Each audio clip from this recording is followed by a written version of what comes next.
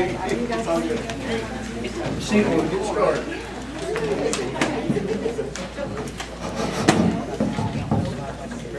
That's good. All righty. I'd like to welcome everybody here and thank you all for coming. Hopefully we've got a good meeting planned for you with some good information on water levels and a little information. Paul Gray is actually not on the agenda, but he will be. He's going to speak a little bit on lake levels for us, right behind Gary. So we're looking forward to moving on. And we are fulfilling the old Chinese proverb, may we live in interesting times. So let's move forward and enjoy the interesting times and enjoy each other. I've seen a lot of, it's tough times. There's a lot of disagreement, whatever. But we can disagree with each other and still be friends and still be personal and be whatever. So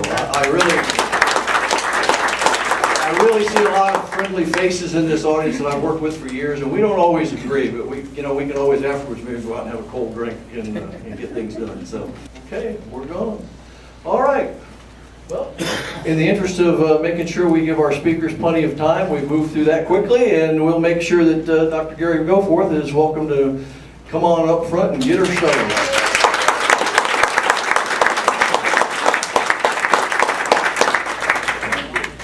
It is fantastic to be here among fellow river warriors. God bless you all. It's been a rough year. Yep. A very rough year. You lived through it. You know what it's like, the economic impacts, the health impacts, as well as the environmental impacts. I picked two photos that I thought were rather iconic for this year. The first is a NOAA image, a satellite of Lake Okeechobee taken July 2nd this summer, showing 90% of the lake, 90% of the open water surface covered in toxic algae. The second is a photograph taken by Mac Stone. Did beautiful work, but unfortunately captured the toxic algae moving through the S80, the St. Lucie Lock, on its way to the estuary. I guess I should state the disclaimer. I'm a board member of the Florida Oceanographic Society, but my talk today, the opinions I express are mine, and not the Oceanographic Society or any other organization. Let me just make that clear. So I'm responsible for all the mistakes, etc.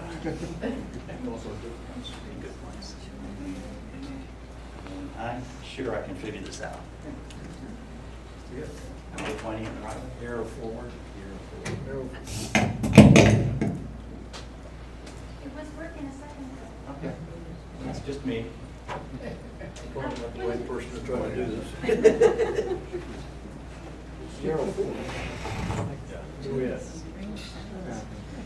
It's not just me.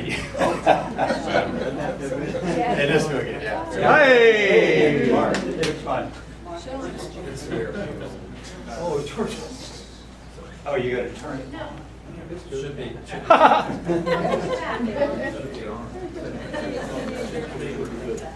Awesome. Sorry about that. I did that manually. Oh, you did that manually? Yeah, Oh, this was working. I'll take it back and Okay. put new batteries in. Let's just do math. We'll do manually.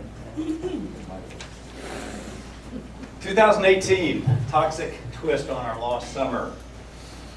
And I don't mean to make light of that at all. It's very serious. Public health impacts, 127 days, over 4 months of destructive discharges with polluted Lake Okeechobee water.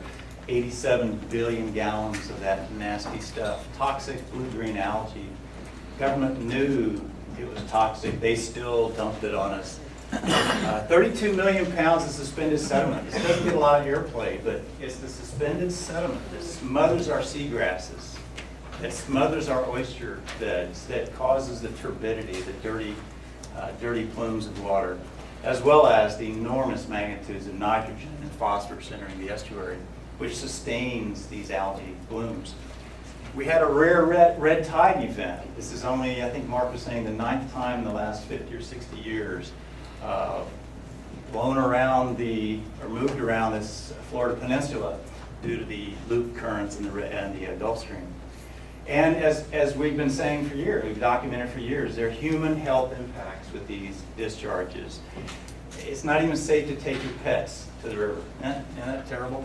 Fish kills, oyster mortality, as well as the economic impacts, which are hard to quantify. Businesses are losing a tremendous amount of business. So I thought it'd be helpful to take a look at the prior year's pollution loading to better understand, what happened, why is this happening?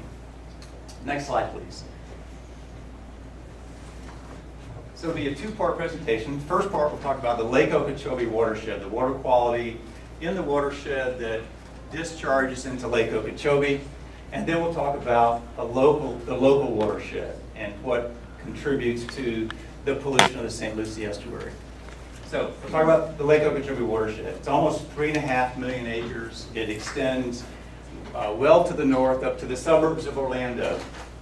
There are 9 distinct hydrologic basins that we'll be talking about, or if you wanted to pursue it, there are 9 hydrologic basins that cover the western side of the lake that discharge into it, Fish Eating Creek, Indian Prairie, Lake Istapoga, as well as the east, and then even the south, and once in a while, water from the Cooloosahatchee Basin, the West Lake Okeechobee actually makes its way in the lake, but that's a rare event. So 9 watersheds. The state and the federal government have been studying the pollution of Lake Okeechobee for decades. The first study that I was aware of in 1955, before I was born. So folks have known about the pollution, have tracked the pollution, have identified the causes of pollution, have identified ways to fix the solution, have established targets, Clean Water Act targets. I'll refer to the TMDL, the total maximum daily load, set in 2001. 17 years ago, the state and the federal government set the limit for the amount of phosphorus going into the lake. Plans were on the book for the projects to achieve that. Regulations were on the books. In January 2015 was a deadline the state of Florida set to achieve the phosphorus reduction goals, to achieve that target set in 2001. And that's measured as a 5-year average of calendar year data. In other words, measured data at the inflow points, average them over 5 years to take into account the hydrologic variability because of different rainfall patterns, etc. So that's very important that the state set it as a measured data 5-year average. In 2016, after years of pressure from lobbyists, the Florida legislature, in my opinion, passed the most egregious environmental legislation in their 2016 water bill. It was bipartisan. Every sitting legislature, I think maybe 2 or 3, did not vote for this. Democrats, Republicans, the most egregious piece of environmental legislation, in my opinion, in the state of history. It rolled back environmental protection for water quantity, for springs, for consumptive use. It rolled back water quality protection. The one we'll talk about today is the Lake Okeechobee target. Remember I said in 2000 they set a limit that was to be met by January 2015. When 2016 comes along, they said, let's just take that out. They took the deadline out. They replaced the pollution control program. They replaced the regulation program. They replaced the compliance program with an ambiguous process they refer to as BMAP, or the Basin Management Action Plan. That removes virtually all accountability from the landowners. It removes individual basin monitoring and evaluation. Replaces that with one number. Once a year they generate one number. And we'll talk about how valid that one number is. But nevertheless, there's a little background. Next slide, please.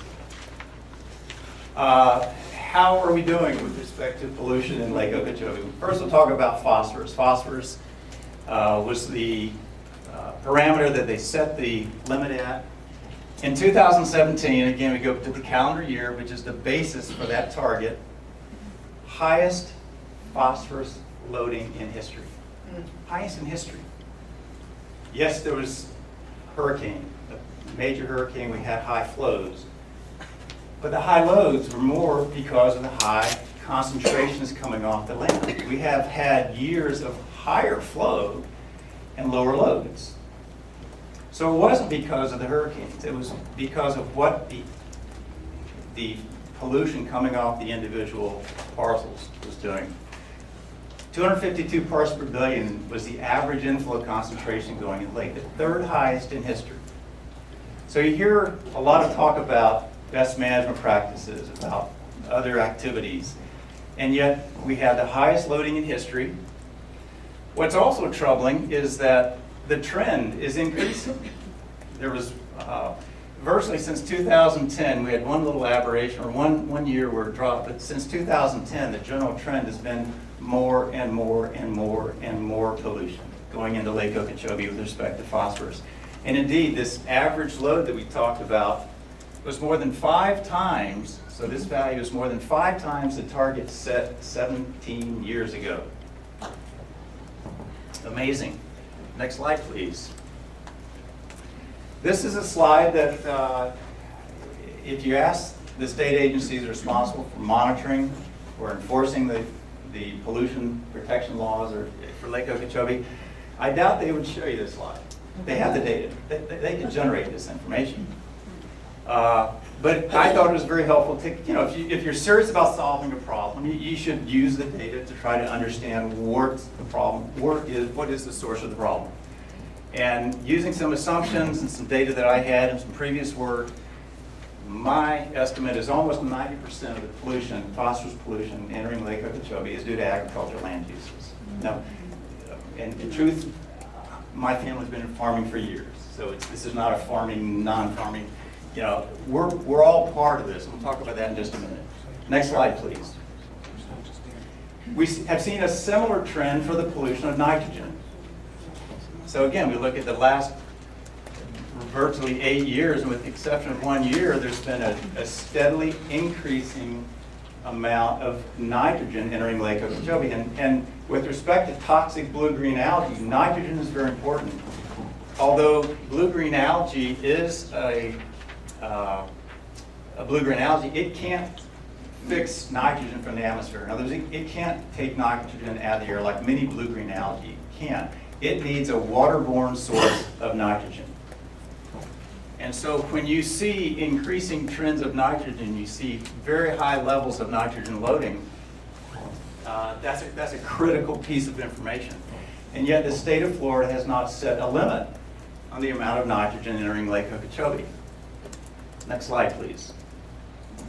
As we mentioned on July 2nd, NOAA presented this dramatic and dramatically frightening satellite image.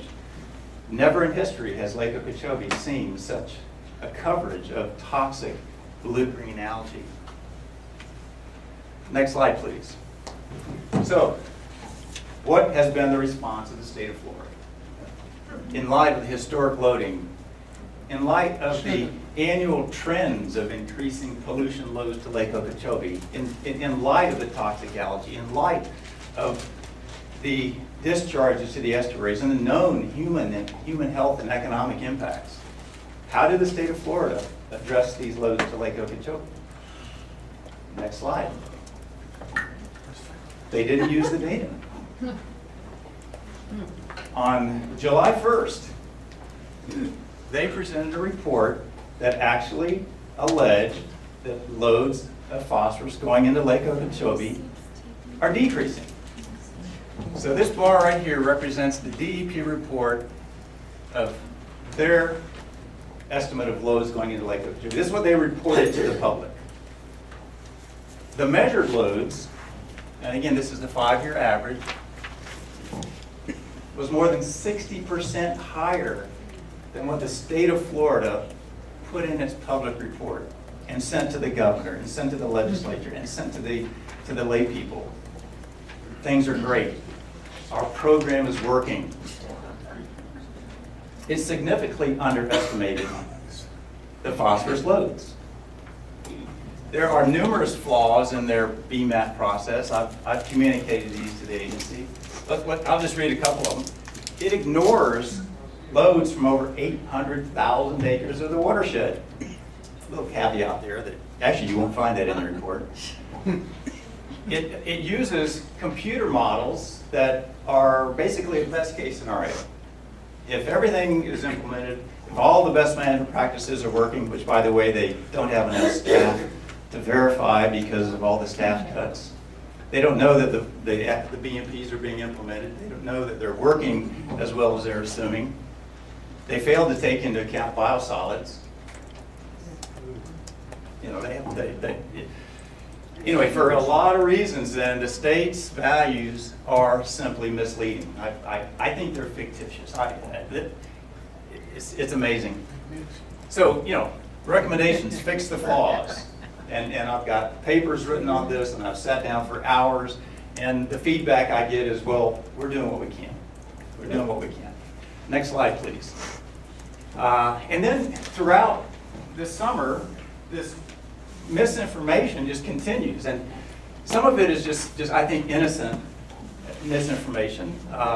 For example, Orlando suburbs are the cause of the pollution. No. As we've talked about, the pollution, this is phosphorus, comes from all around the lake. We all have a contribution. There's no, in fact, the Orlando suburbs come in through the upper Kissimmee Basin, which is actually some of the cleanest water entering Lake Okeechobee. We talked about the high lows due to hurricane, and as I pointed out, we actually had less flow due to the hurricane than other years, but we had higher loads because the concentrations coming off the land is worse. One that is just astounding, high loading is due to the rewetting of the Kissimmee River Restoration Project. It's that rehydration, it's the reflooding. And you know, I wouldn't have mentioned this except 2 successive months that the Water Management District Governing Board member, Mr. Tucker, has brought this up and asked the staff, well, isn't it possible, couldn't the rewetting of the floodplain because of the restoration project be the cause of the flooding? And staff, I think, were being polite and kind of nodded their head, and well, it could be, but the reality is, no, I'm sorry.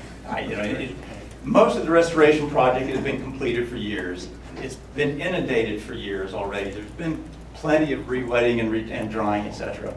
The rehydrated wetlands of the project make up less than 1% of the entire watershed. The majority of the lower Kissimmee Basin, where the project is located, is agriculture. And probably the bottom line, being a data guy, the district has no data to differentiate that 1% of their watershed compared to the other parts of it. So the answer should be, don't know the answer. However, the facts are, it only makes up 1% of the watershed. And quite frankly, you know, the reasons I list should have been reported, but they weren't. And probably the most egregious misinformation is that same board member, Mr. Tucker, upon viewing a staff report said, oh, isn't that wonderful? The water quality is improving. It goes to show you the BMAP is working and the BMPs are working. It's like, seriously?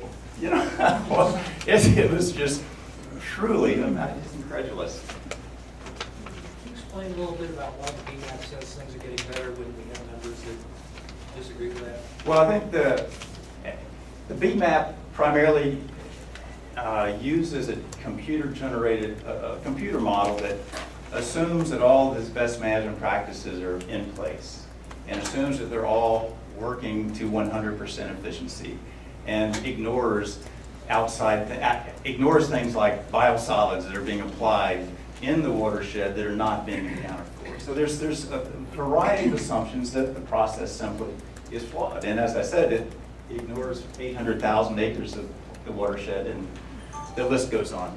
Next slide, please. So in summary, last year, 2017, historic high phosphorus loads entering Lake Okeechobee.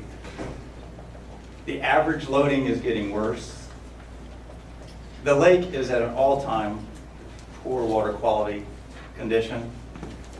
The lake is suffering, we're suffering, those that receive the water are suffering as a result. In my opinion, the state's pollution control program is absolutely broken.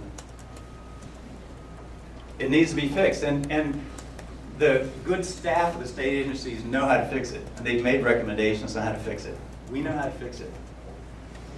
And I did want to bring out that EA reservoir, signed into law, will help. It will help reduce the volume of discharges. It will not help the water quality. So we'll still be subject to the discharge of this polluted Lake Okeechobee water. So we have an opportunity to hold those legislators accountable and select candidates that will strengthen the environmental policies of the state of Florida. Status quo is not adequate. It's not sufficient. Next slide, please. Let's move a little closer to home. St. Lucie Estuary Watershed.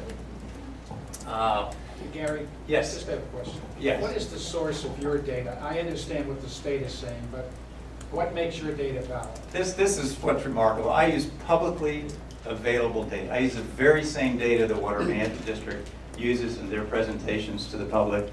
It's all available through their DB Hydro database. And who does the testing? The combination of Water Management District staff, and they have labs that do it as well, other parties that contribute as well. So it's publicly available, has been publicly available for years.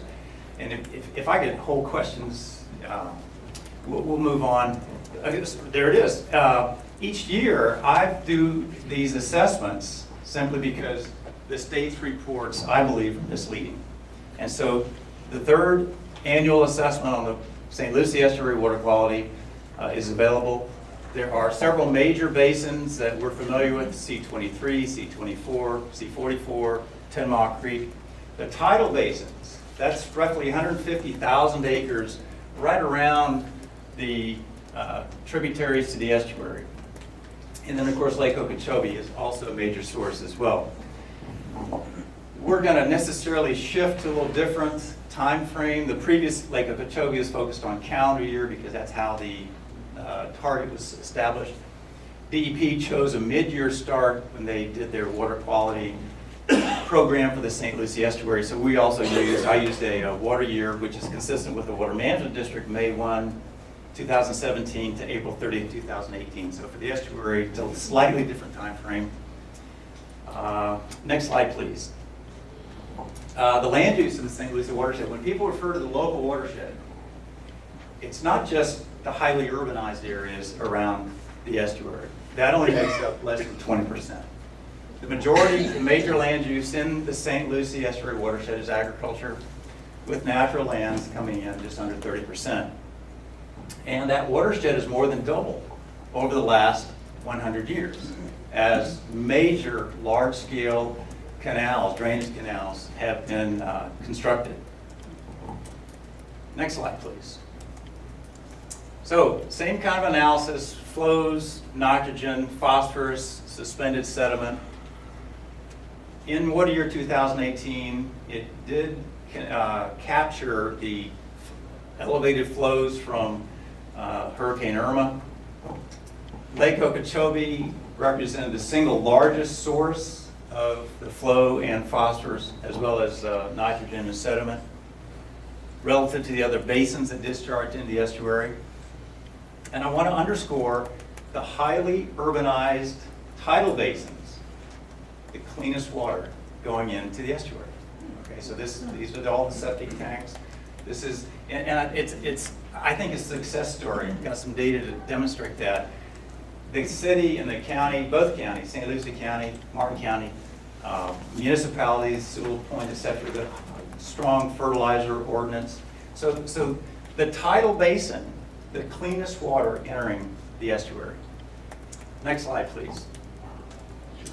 Again, if you look at land use, even though the lake had major discharges, flows and nutrient loading from agriculture represent the single largest land use as well. So we are, agricultural dominated watershed with respect to the flows and nutrient loading. Again, urban areas contribute the smallest amount of pollution, ranging from, looks like 1% to 6%, so less than 10%. Next slide, please. Let's talk about septic tanks. Septic tanks are part of the problem. However, their contribution remains, in my estimates, as well as some other studies, less than 10% of the total loading of nitrogen going into the St. Lucie Estuary. I'm talking about the estuary. The Indian River Lagoon, I don't study. That's a different beast. But as far as the St. Lucie Estuary, Septic tank loadings in my calculations are less than about 10% of the total nitrogen loading going into the estuary. We talked about the counties and municipalities. Over 1,700 tanks have already been converted to central sewer. 70 wastewater treatment plants associated with mobile home parks and small communities have been converted to centralized sewers. There's an active septic conversion program underway in Martin County. Probably many of you are participating in that. The city of Stuart has a wonderful program for conversion of septic tanks to centralized sewers. And there's been almost $72 million, and Diane Hughes updates us every once in a while on the effectiveness of other nutrient reduction projects. The data we're looking at here is an active form of nitrogen. It's a combination of nitrates and nitrites. And it shows what I feel is the effects of these municipal and county programs. It shows a decline, and in fact, an exceptional decline in these concentrations of nitrogen that is often associated with septic pollution. And so even back to 2003, we're more than twice the levels we are today. So septic tanks are part of the problem. It's been known. The cities and the counties should be given credit for that as opposed to being criticized in op-ed pieces. Next slide, please. So the report card. I looked at both total nitrogen as well as total phosphorus in the individual basins. I looked at the snapshot water year 10 as well as the last 10 years, compared those to a base period. The results in total are poor and worsening, and that's unfortunate. But we see there are some areas, some basins, a tidal basin, in terms of their nitrogen level is fair. 10 Mile Creek, a highly agricultural basin near Fort Pierce, doing an exceptional job and improving. In fact, several of the basins, the good news is that the trend is improving. The water quality is improving. However, C-44, also known as the St. Lucie Canal, that basin is poor and getting worse. And one of the flaws in this BMAP process we talk about is they give you just one number for the entire watershed, and so they really have no way to go back in and find out where the hot spots are and to begin to address those.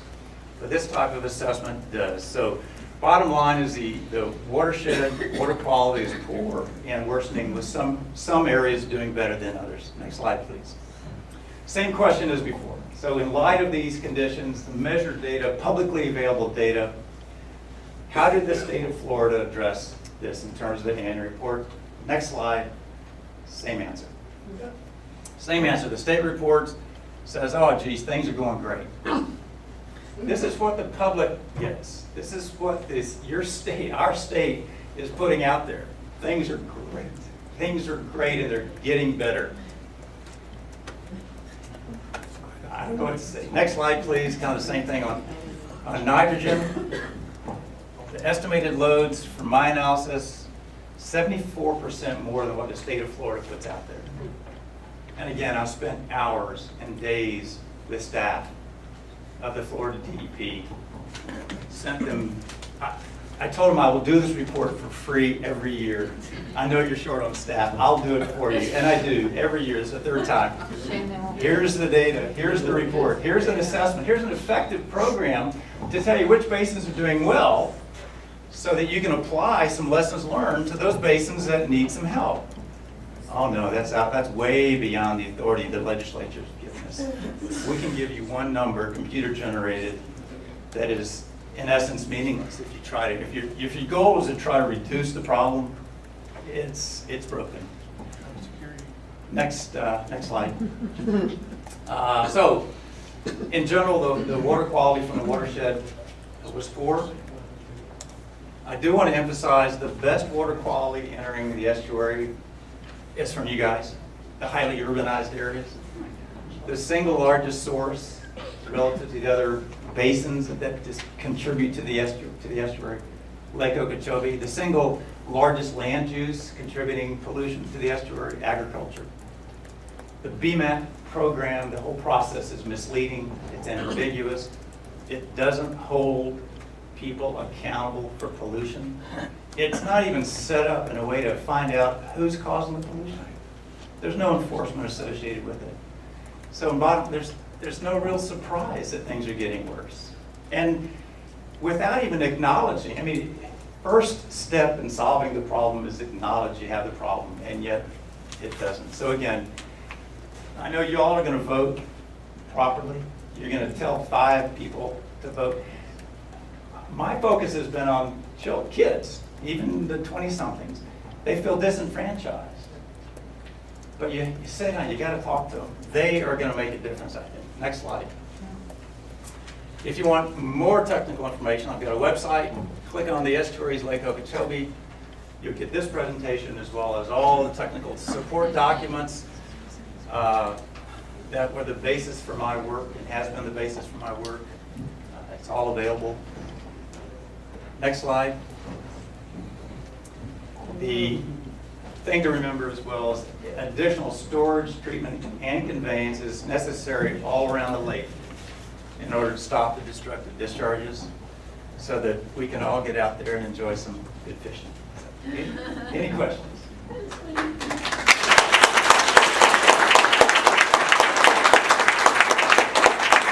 Go ahead.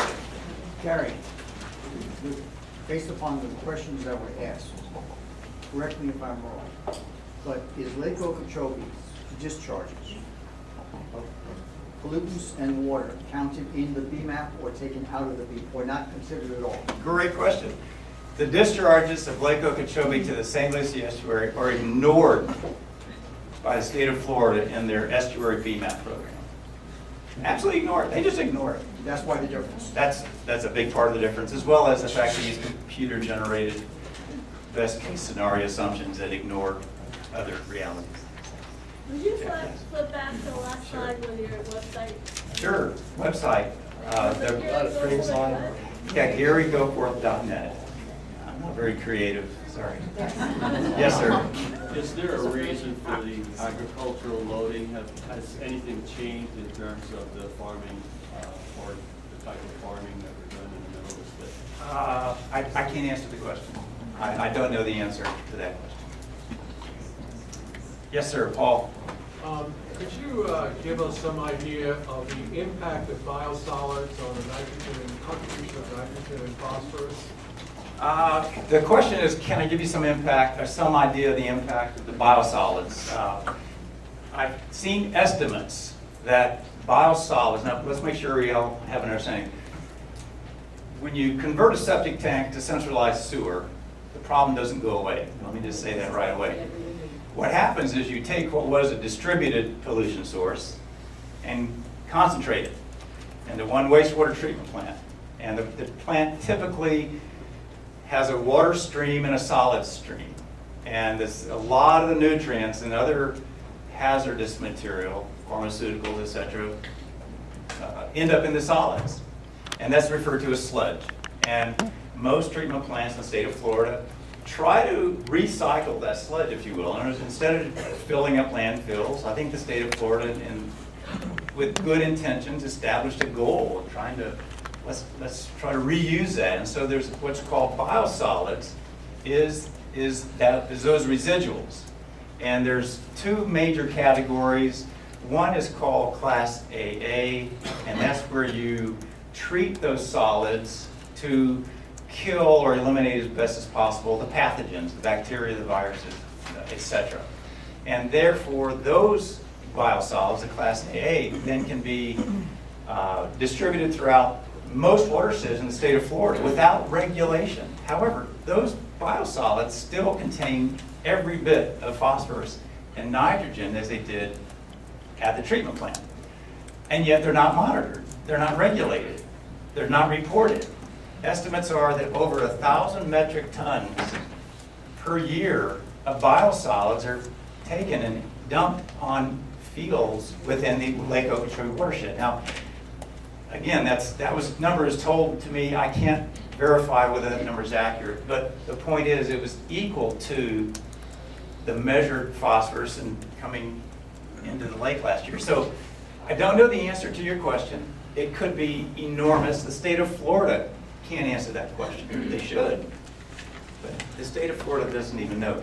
The other type of solids, biosolids, are those that are not treated for the pathogens. there are quite a bit more restrictions on the application of those. However, the state of Florida hasn't reported on those in the last 5 years. So we don't have. Yes, sir. Since the phosphorus nitrogen problem is not just a problem for us, it's a problem globally. That's right.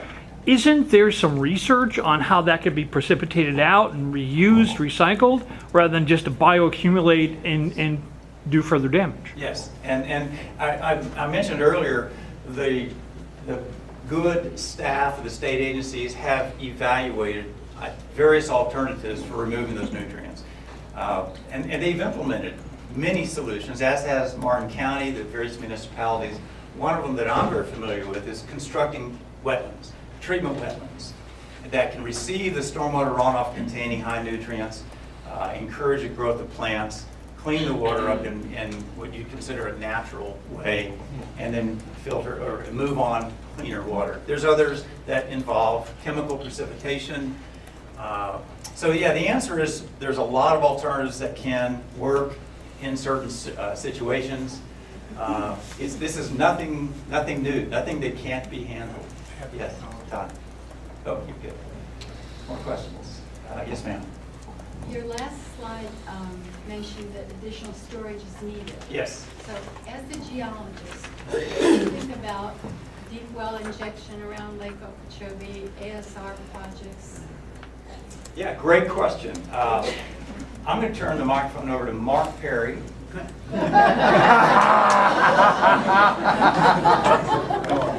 Mark, the question is just a little opinion on deep injection wells and ASRs. Well, it's an opinion, but basically the ASRs, aquifer storage recovery, are in the shallow part of the Florida aquifer, about 1,000 feet. Deep injection wells are 3,000 feet. Deep injection wells are water disposal. And in the ASR regional study that the state and the Corps did, determined that we're going to need that water at the surface, so we're not going to consider deep injection wells as a part of the solution. And on the ASRs, they actually limited from 330 that were estimated to include in the comprehensive Everglades plan down to 134 possible.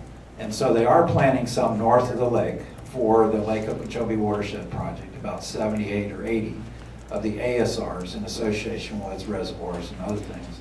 But this new trend to say, well, let's also include these deep injection wells is something we're not in favor of at all, because it's disposal of water. It shoots it down the boulder zone. Yes, we have about 180 to 200 of them in South Florida, mainly used for deep injection of wastewater. The city of Stuart has one, but it's not meant to for the purpose of putting surface water down in and getting rid of it. The other real critical point is it doesn't do it fast enough. And if you were to try to stem the 3,000 to 5,000 cubic feet per second that are discharges to the estuaries, when one well just counts for about 23 cubic feet per second. You can do the math and figure out we need hundreds and hundreds of wells, deep injection wells, to stop those outflows. So in an emergency estuary protection, it's not going to help at all. 23 cubic feet per second, one well, compared to 3,000 cubic feet per second for the discharges. So not helpful. And may I ask a question on that well? Of those wells, which is the oldest? which is the oldest? The oldest wells we have out there. The oldest wells we have? Well, they're called Class 1 injection wells, or underground injection wells, and the state tracks them and permits them. And I don't know about how old they are. There's one or two that are actually hazardous waste up in Central Florida that are injecting hazardous waste. And some of them are injecting more recently the reverse osmosis brine water. So when we bring water out of the upper Floridan for our drinking water, it's saltier, and we have to put it through reverse osmosis for potable water. We used to depend on surface water in the surface aquifer, which is like the first 200-300 feet, rainwater recharge. But now we're depending on the Floridan, upper Floridan aquifer for that, which is briny. So that brine solution that's left over after we filter it, basically, for potable water, goes down into the deep injection well. So it's deep injection of brine from reverse osmosis, wastewater, and some hazardous waste. But they're going back to Florida's one of the few states that has it, but I think it goes back to, early 1900s. Yeah, 1990, 1980s. I know they really started out. Oh, yeah, yeah. Yeah, plus the fact it doesn't help the national park down there or Florida Bay, because they don't get the water. The water isn't going there. It's still going to waste. Yes, sir. Gary, assuming we get the right people in the state government, Right. what are the top 3 things we want them to do? Well, that's a broad question. My focus is on the water resources in the state of Florida, and certainly. I'm talking about in water and related to water. Right. Strengthening the regulations and the legislation for protecting the water quality, number one. And that would be Lake Okeechobee water quality, estuary water quality, the Floridian, the springs, the water quality surrounding the Florida springs. The second would be consumptive use permits. I think the state is over allocating a limited resource and allowing business owners, whether they be farmers or others, to extract more water out of the ground than can be sustained. So those are the two. The third, there's probably a lot more brighter people than me that could offer a third. But those would be. Just along that line, assuming that we can put stronger laws in place, all right? Is there something that a farmer can do to reduce the... Oh, absolutely, and it's very Best encouraging. practices somehow. Many farmers are doing an outstanding job.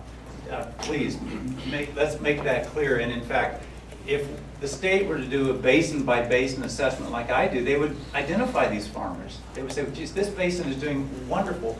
What specifically are you doing on your cow-calf operation or dairy operation or citrus that is helping? And then they could share that information. There's also a lot of literature on best management practices and agricultural practices that could be implemented. In fact, many are being implemented. There's everything from fertilizer application, from even the way they apply their water has an effect. You know, if you put too much on, then you're going to unnecessarily force a lot of the nutrients off your property. Water management, water containment, numerous and well studied. So there is a lot that can be done. And it's not just the ag folks, it's us. You know, there's the fertilizer ordinances that are in place are excellent. The septic conversion program should continue. All around the lake, there's specific applications and specific best management practices that can be applied. And in fact, this document right here, work we did in 2013, has a laundry list of specific best management practices for different land uses. It's been well studied throughout the country for decades. It's a matter of implementing them, working with the landowner to make sure they're implemented correctly, monitoring as necessary to make sure they're performing as well as possible to really achieve the benefits that they're capable of. Yes, sir. Gary, the EAA reservoir, we all know, got put into law now, but the appropriation for it could take who knows. Right. So my question is, where the state money has already been dedicated, will there be movement towards starting to do some of that using state money, and hopefully the feds, who historically is always behind in their disbursement of money? What's going to happen there? Yeah, I'm honestly not qualified to answer that question. There are others in the room might be able to. The South Florida Water Management District has an excellent record of moving out ahead of the federal government. And in fact, on the C-44 reservoir stormwater treatment area, they've actually stepped up and done some work that was allocated for the Fed. So the Water Management District is probably the right place to ask. They've got a very good track record going out ahead of the federal government. Yes, ma'am. So, my hometown is on the upper reaches of the Susquehanna River, which goes into Chesapeake Bay. Yeah. And I had a cottage on a lake that had roofing and a fire problem. And when we sat down and talked to it, the first thing our congressman did was go up to the farmers and say, if you don't get to the best practices soon, you're going to be sorry. And because other things will be happening, and it made a huge difference. You know, the state of Florida's got some good regulatory programs, and to show my even-handedness, the EAA farmers have one of the best regulatory programs in the country, probably in the world, in terms of how effective they have implemented best management practices and how effective they've reduced certainly the phosphorus level. So the state has got examples of good regulatory programs, and in many cases it requires a very strong legislative backbone. Can I say that? Yeah, we're about to, let me turn over to George. I don't know how much time I we was just have. going to say, what I'd like to do is get Paul to give his presentation. If there's any questions, then maybe we get both of you to finish that up, and then we'll move forward. Done a great job. Okay. Introduce Dr. Paul Gray of the Audubon Society.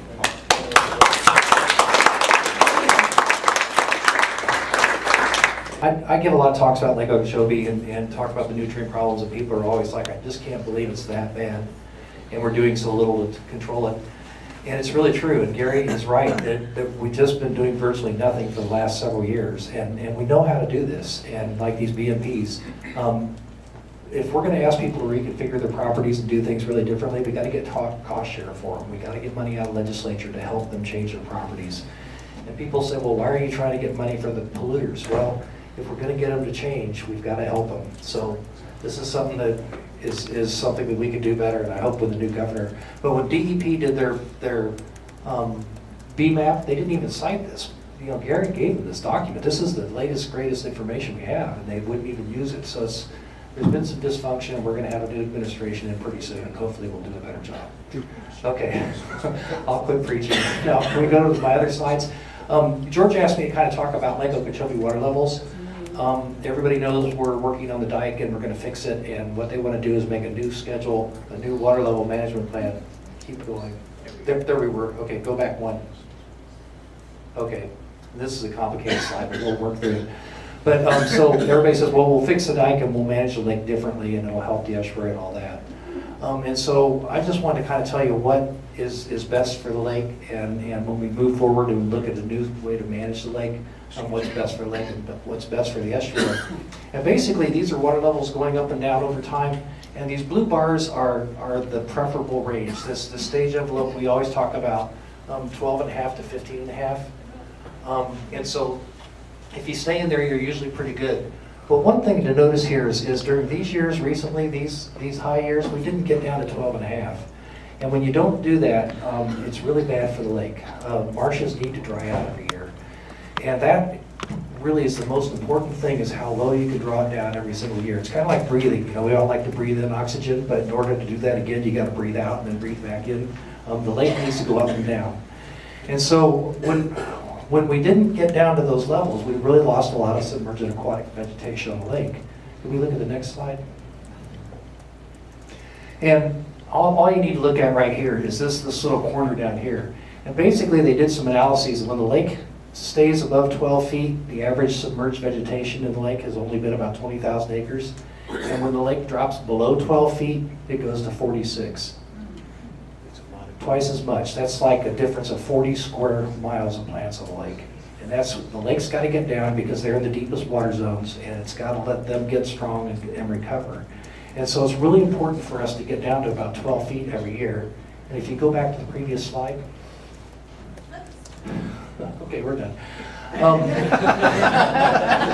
See the bullet that says earlier work suggested 12 to 15 feet? When the restudy was done, that was the stage envelope. And when Recover made the stage envelope, they made it 12.5 to 15.5.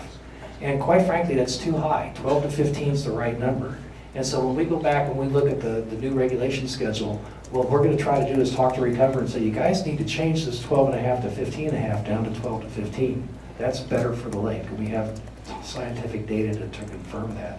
And then when they run their models, they say, how often are we in the preferred range? Because right now they run it and they report on the wrong range. We need them to report on the correct range. So we're going to work on that. 12 to 15 would be better for the estuary. Representative Mass is talking about getting the lake lower. Well, we need it 6 inches lower on average for the health of the lake.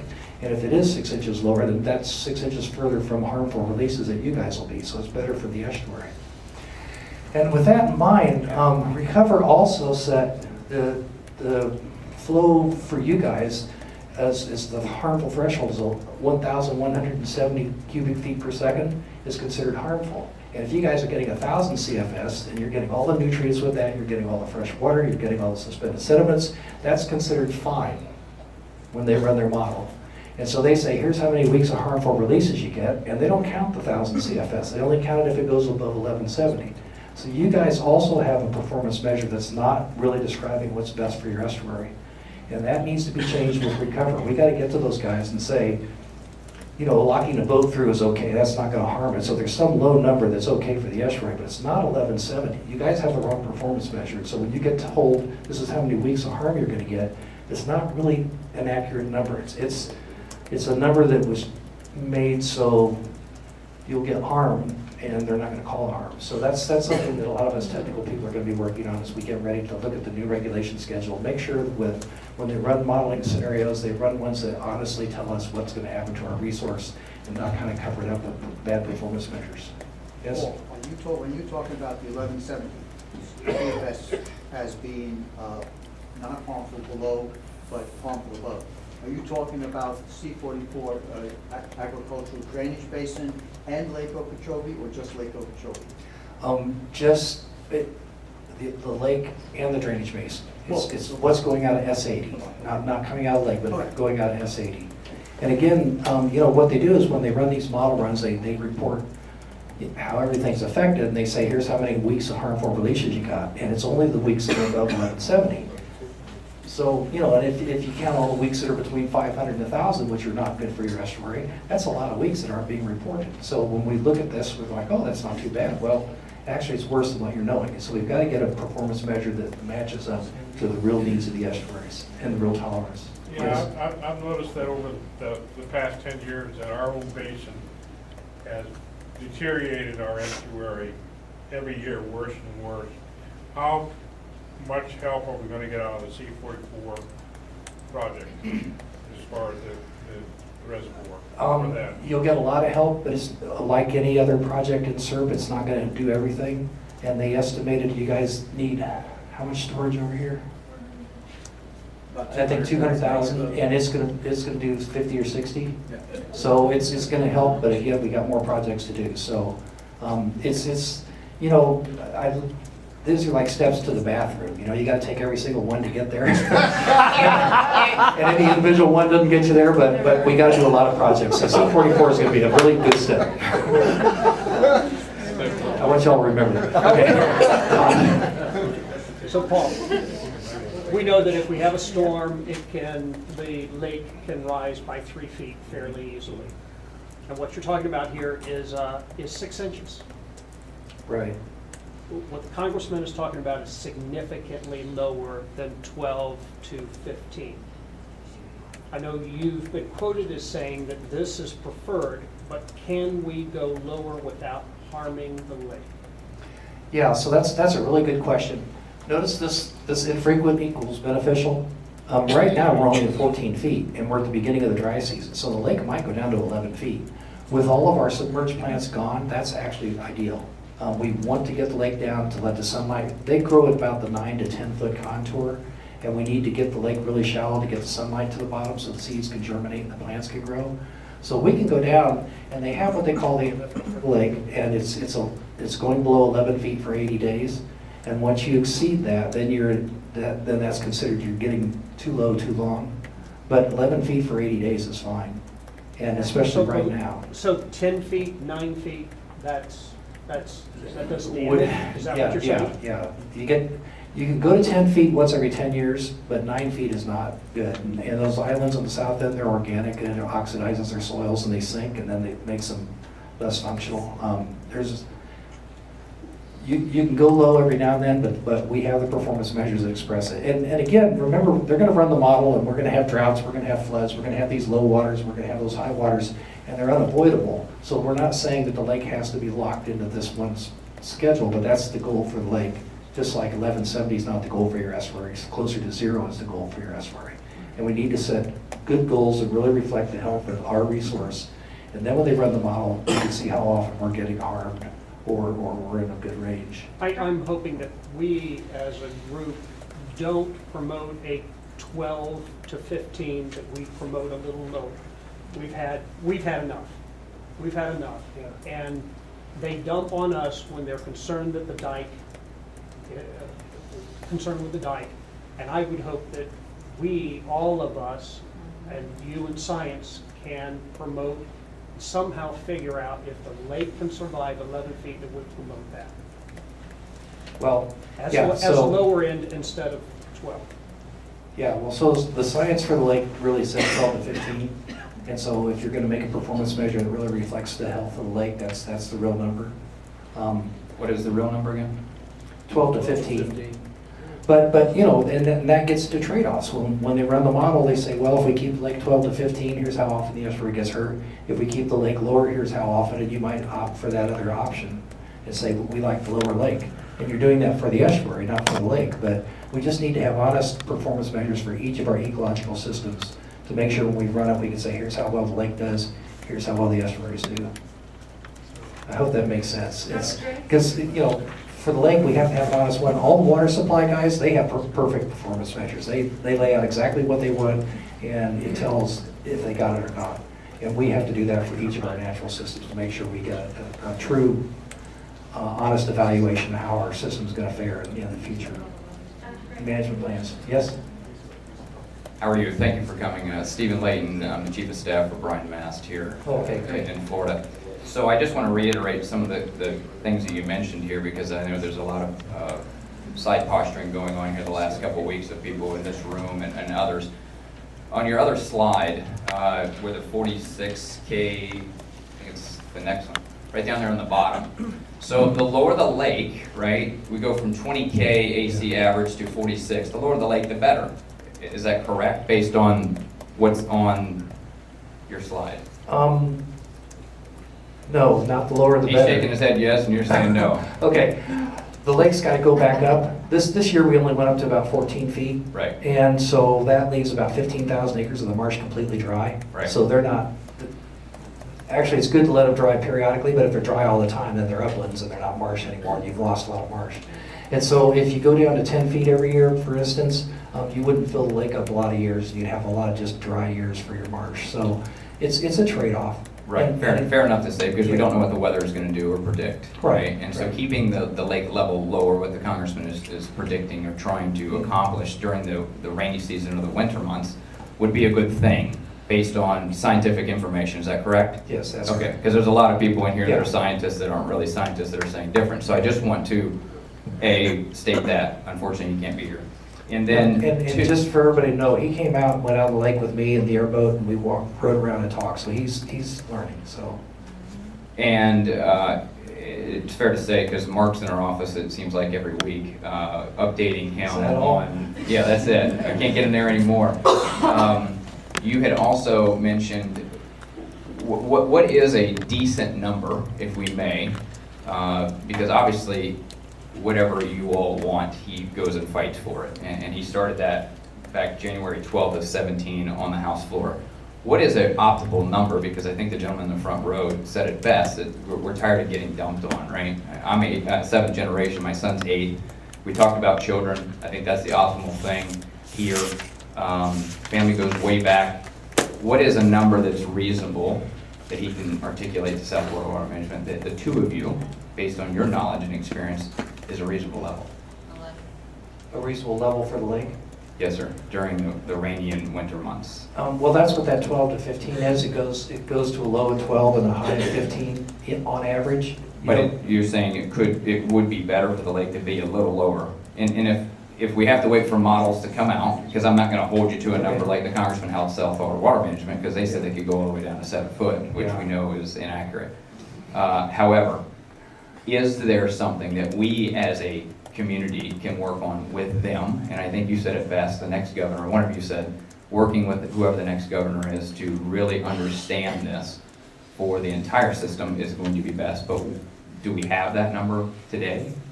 Just out of curiosity? Yeah, well, ideally for the lake, forget everything else. Right. If we're just trying to take care of the lake. Just the lake.